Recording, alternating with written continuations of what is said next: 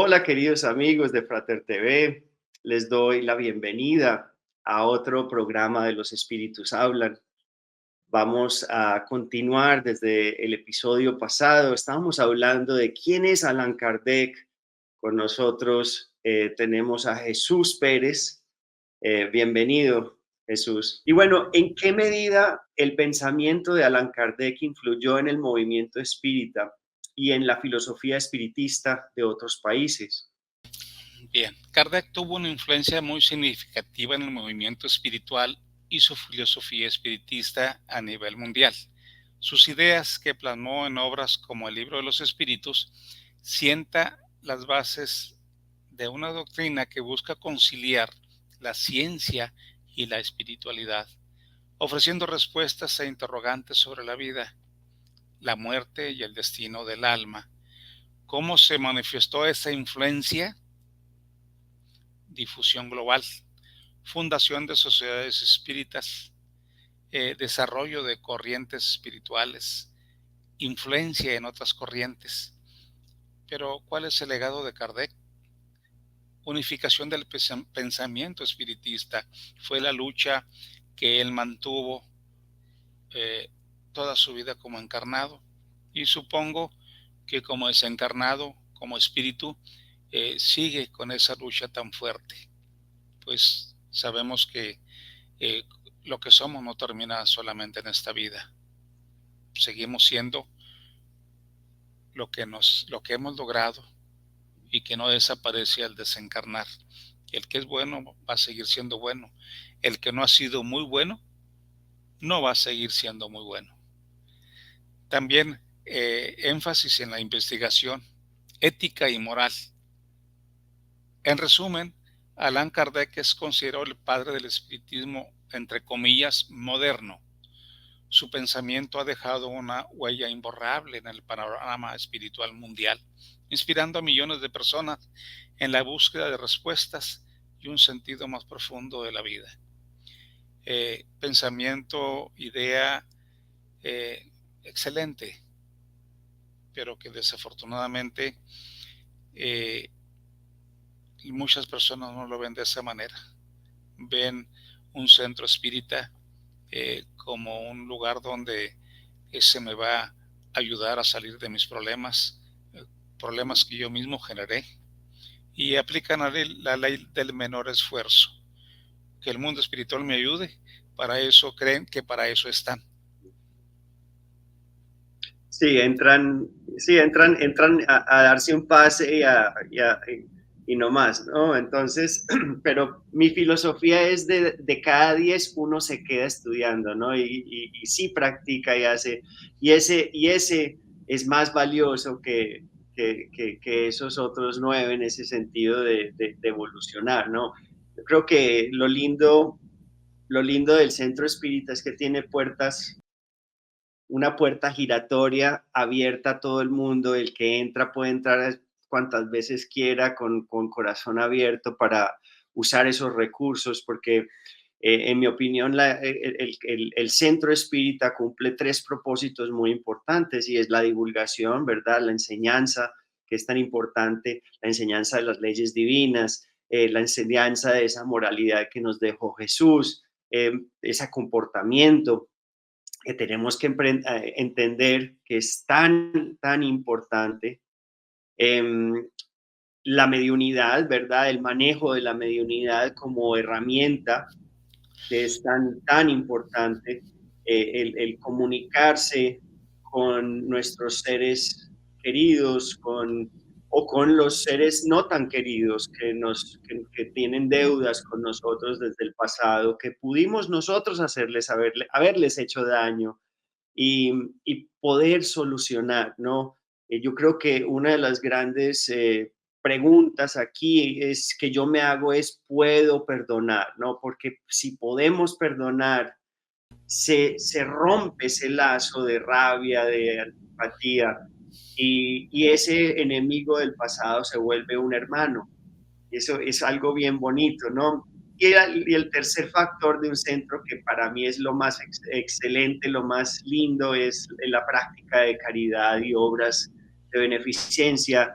de ayuda a la comunidad, que es tan importante, especialmente en nuestros países que tanto lo necesitan, que sufrimos de tanta violencia, de tanta ignorancia, de tanto abuso. Podemos estar en una ciudad ayudando, guiando, consolando y trayendo ese consuelo y esa ayuda, ¿no? Es correcto. La caridad material es muy importante para ayudar al desvalido, al que no tiene un pan en su mesa. Pero hay otra caridad que es la más importante, la caridad moral, eh, y la cual quien está eh, penetrado de, de ese conocimiento que debemos ayudar al prójimo no solo en lo material, no solo con la moneda, sino la caridad eh, que nos lleva a instruir al prójimo, a decirle, enseñarle por qué sufre, por qué está en esas condiciones físicas. Esa es una de las caridades más importantes que podemos ofrecer, esclarecer al ser humano. Así es, ¿no? Bueno, y continuemos.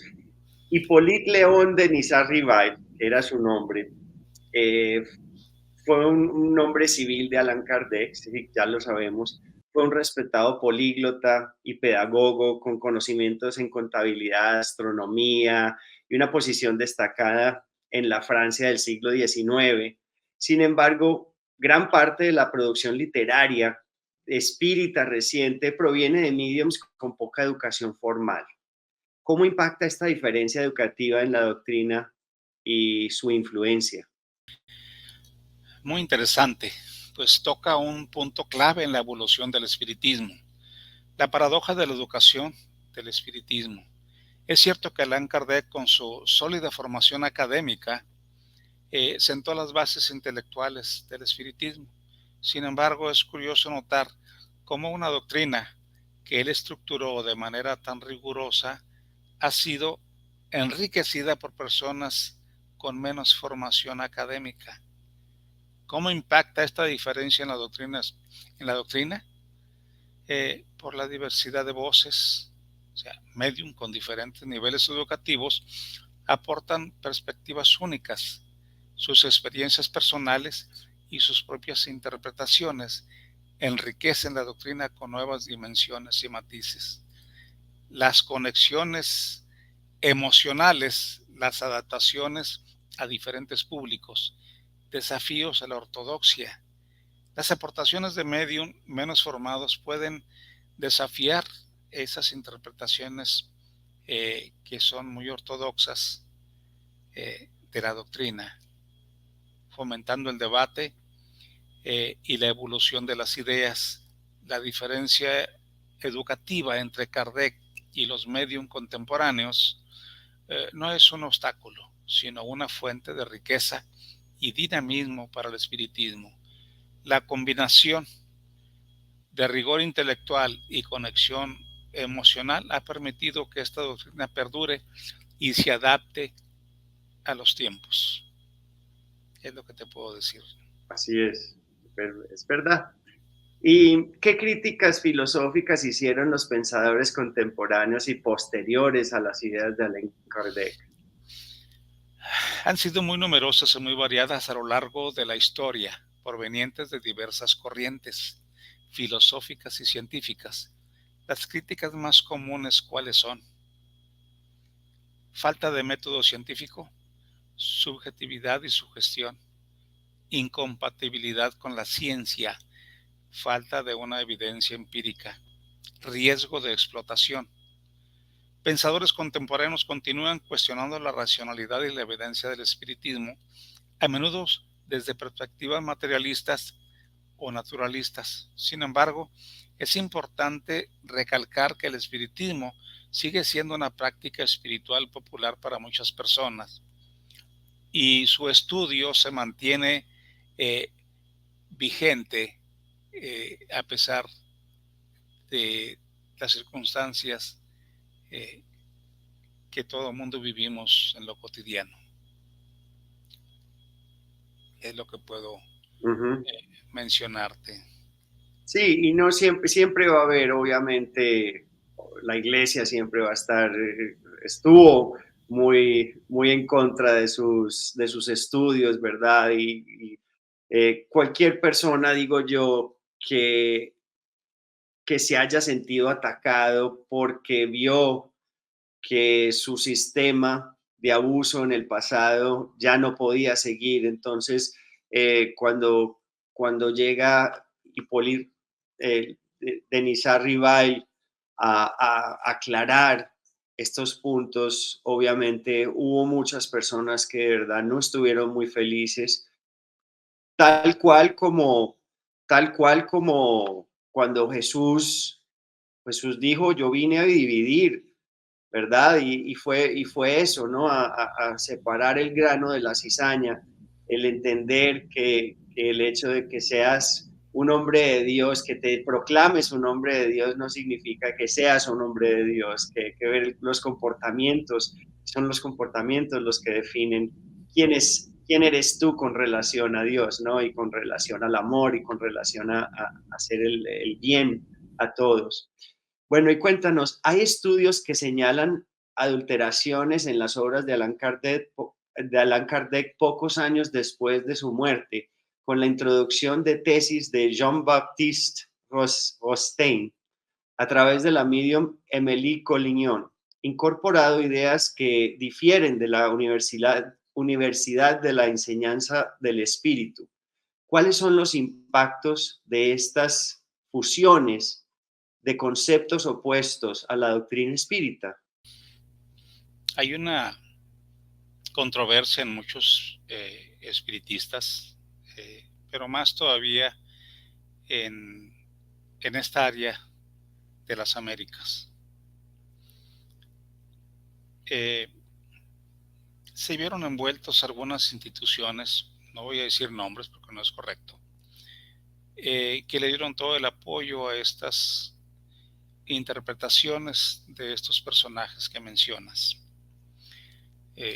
Las adulteraciones en las obras de Allan Kardec han tenido un impacto significativo y complejo en la doctrina espírita.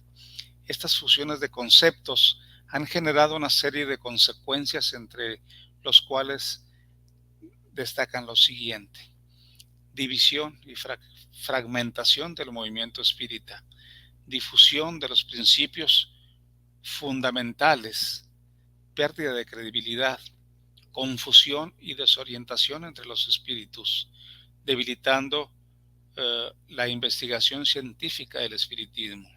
Es importante destacar que no todas las corrientes espirituales han sido afectadas de la misma manera por estas adulteraciones. Muchas comunidades espirituales se han esforzado por mantener la pureza de las enseñanzas originales de Kardec y han desarrollado herramientas para identificar y rechazar las ideas falsas.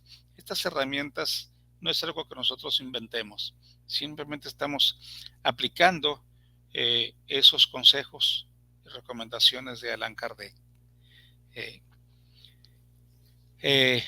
Esas adulteraciones han tenido un impacto profundo y duradero en el espiritismo. Sin embargo, es posible encontrar un camino seguro a través del estudio, un estudio crítico de las fuentes originales y de la comparación de las diferentes interpretaciones. Me ha tocado a mí, en lo personal, tener algunas experiencias, más que nada con personas radicadas en Brasil. Ellos dan una explicación muy válida para ellas, pero sin una base sólida que la sustente. Pero lo manejan como una actualización. Pero hasta en eso se equivocan. No es una actualización, como su nombre lo dice, actual, sino que viene arrastrándose casi desde la época de Kardec. Así como han surgido también otras corrientes que tienen su parte de bueno, no voy a decir que todo es malo, tienen su parte de bueno también, pero lo han hecho con una forma muy personal, el decir, este es mi trabajo, así es porque yo lo hice, como totalmente diferente a la humildad que mostró Kardec, al no decir, esta es mi obra, yo la hice, ¿no? Él dice, es el mundo espiritual el que lo dictó, yo solamente fui el que hizo el trabajo de recopilar e investigar de forma científica lo que ellos me transmitieron. Partiendo de ahí nos damos cuenta de quién es quién. No lo ve solamente el que no quiere. Sí, claro, y acordémonos muy bien que hay una razón por qué nos dejó Allan Kardec el segundo libro, que es el libro de los mediums. Y yo creo que ahí es donde radica la importancia del estudio mediúnico como herramienta. El libro de los mediums es un manual de hacer una práctica mediúnica correcta. ¿Por qué? Porque sabemos que al otro lado del teléfono puede haber cualquier espíritu muy inteligente, muy convincente, con muchas cosas muy verdaderas, pero hay ciertas cosas que no, alteraciones. Entonces, yo no estoy diciendo de estos movimientos, estoy hablando de cualquier mensaje mediúnico se tiene que tomar muy en serio y no tragar entero, no convencer de que es la verdad. Eh, Así es.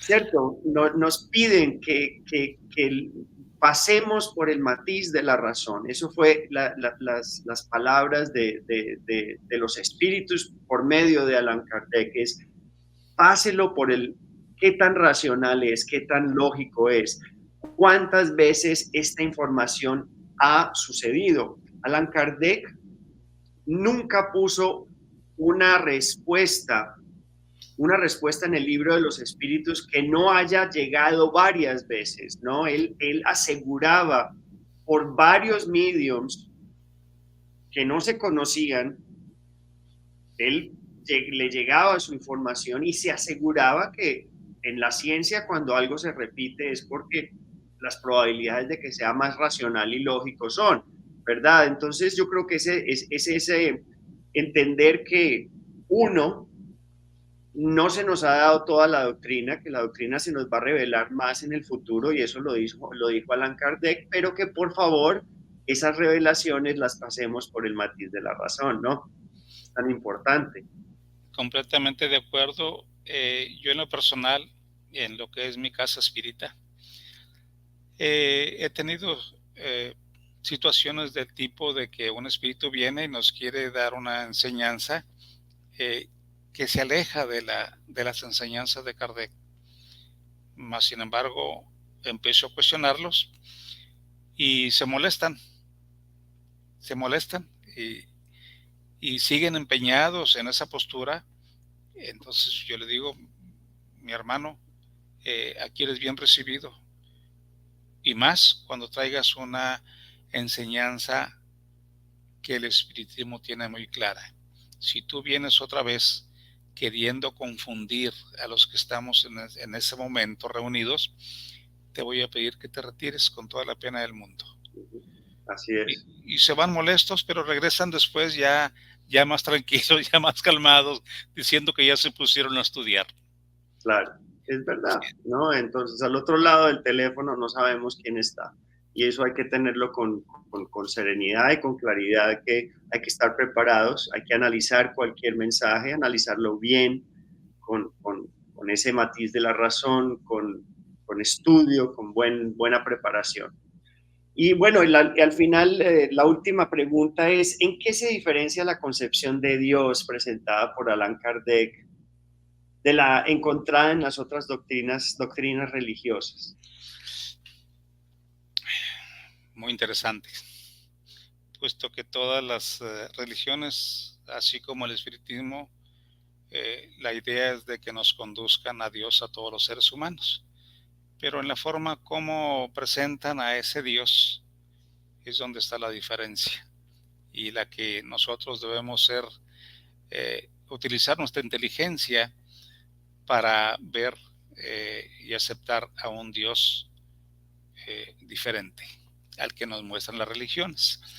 Las diferentes concepciones de Dios en el espiritismo de Allan Kardec y otras religiones son las siguientes. Es la naturaleza de Dios.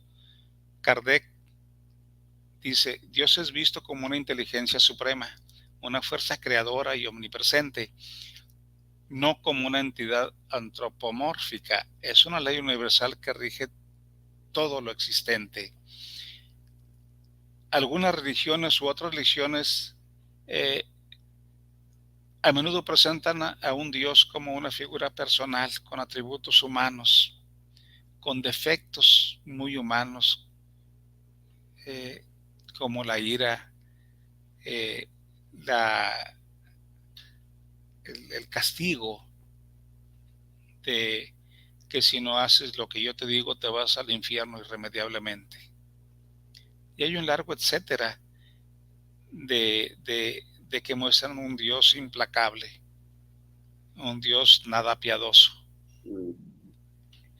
Pero me he encontrado en lo personal con muchas personas religiosas que no aceptan nada fuera de lo que el pastor, el sacerdote les diga, y siguen creyendo fielmente que es un Dios iracundo, un Dios celoso, castigador. La concepción de Dios en el espiritismo es más racionalista y menos dogmática que en muchas otras religiones. Se enfoca en la evolución espiritual del individuo y en la comprensión de las leyes naturales que gobiernan el universo. Esa es la gran diferencia, como yo digo, entre el Dios que nos muestra el espiritismo y el Dios que muestran algunas religiones. Sí, ¿no? Y una de las grandes preguntas, la primera pregunta del libro de los espíritus dice, ¿qué es Dios? En vez de quién es Dios, ¿no? Y yo creo que ahí ya es un brinco muy grande de deshumanizar a Dios, porque es importante deshumanizarlo en el sentido de cuerpo, de personalidad, personificación de un humano, a algo un poco más complejo, mucho más complejo, que en realidad ellos nos dicen en las primeras preguntas: no podemos entender a Dios, ustedes no pueden entender a Dios, porque inclusive aún les falta un sentido, les falta algo muy básico, pero nos dicen obviamente que es una inteligencia perfecta, creadora de todo, ¿no? Y eso es una de las cosas importantes que tenemos que entender, de no personalizar y no darle atributos de humanos a Dios, porque somos imperfectos, ¿no? Y yo creo que es importante el entender con humildad, aceptar que la humanidad de este planeta está en un kinder, ¿no? Primero de primaria, ¿no? Algo así. Entonces, es importante entender que uno no puede comparar un niño de pre-kinder a un profesor ya graduado, ¿no? Entonces, es bonito el entender que una de las cosas o cómo podemos entender a Dios es por medio de las leyes divinas, ¿no? Ahí es cuando empezamos a entender un poco más a Dios, es el estudio de esas leyes divinas, de Dios, cómo trabaja por medio de estas leyes, ¿no? Hay una formación básica del conocimiento del espiritismo, y creo que lo estuvimos viendo durante el desarrollo, ahora sí, de esta reunión. El proceso, desde que somos creados por Dios, en el paso del espíritu por los tres reinos, como lo menciona en el libro de los espíritus, lo menciona en la Génesis, pocos toman con más profundidad ese punto, y siento que es demasiado importante que también las personas que se dicen espíritas sepan de ese proceso, cómo se da y por qué se da, sobre todo el paso de ese principio inteligente en los animalitos o en los animalotes, cómo se da la transición de ese estado del animal al ser humano. Nosotros tuvimos una reunión, un encuentro en Puebla y se estuvimos exponiendo esos temas: Qué bonito. reino mineral, reino vegetal y reino animal y o hominal. Muy interesante, la gente quedó muy complacida. Sí, importante. Bueno, Jesús, se nos acabó el tiempo, pero quería agradecerte de verdad con ayudarnos y esclarecer un poco más de la vida de Allan Kardec y lo que nos dejó. Eh, entonces, gracias por estar aquí y por ayudarnos. Al contrario, fue para mí un honor que me hayan tomado en cuenta. Y ya por último, yo soy presidente de la Central Espírita Mexicana, y como tal, como la Central Espírita Mexicana está afiliada a la Asociación Espírita Internacional CEPA, fue como se dio el contacto con ustedes, por lo cual estoy muy agradecido, no solamente con ustedes, sino con el que todo lo sabe, con Dios. Un Qué abrazo bien. grande para todos ustedes y mucho éxito en lo que hacen. Lo mismo para ti. Para todos los que nos están siguiendo, por favor, contribuyan. Suscríbanse a nuestro canal, así es que nos ayudan. Si les gustó este episodio, por favor, compártanlo. Y bueno, nos vemos el próximo episodio. Chao, chao, mucha paz para todos. Hasta luego.